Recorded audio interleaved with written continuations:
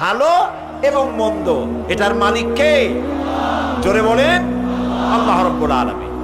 মুমিন ব্যক্তির মধ্যে এই আত্মমর্যাদার সৃষ্টি হয় বলে যারা মুমিন তারা হক কথা বলতে কখনো পিছপা হয় না। সাহাবায়ে কেরাম হক কথা বলতে পিছপা হয়েছিলেন? নবীরা হয়েছিলেন?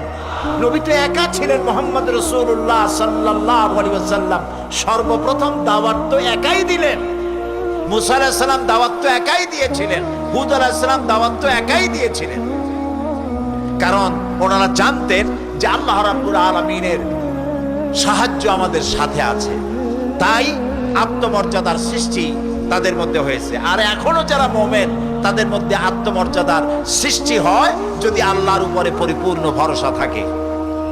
কোন মসজিদের ইমাম মসজিদের মেম্বরের উপরে দাঁড়িয়ে হক কথা বলতে বিরত থাকবে তখন যখন সে মনে করবে আমার রুজির মালিক এই মসজিদের মোতাওয়াল্লি, সেক্রেটারি অথবা ক্যাশিয়ার।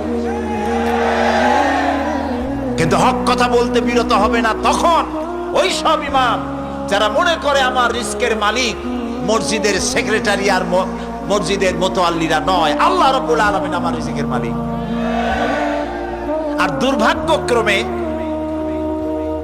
বাংলাদেশের অধিকাংশ মসজিদ এর সেক্রেটারি, মোতাওয়াল্লি, ক্যাশিয়ার, সভাপতি ওই সব মানুষ যারা নামাজ পড়ে না।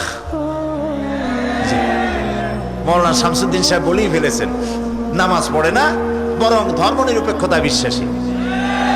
টাকার জোরে মোতাওয়াল্লি আর সেক্রেটারি হয়ে যায়, অথচ মসজিদের মোতাওয়াল্লি হওয়ার জন্য কি সব গুণ থাকা দরকার তা সূরা তওবার মধ্যে আল্লাহ বলেই দিয়েছেন। মোতাওয়াল্লি কারা হতে পারবে?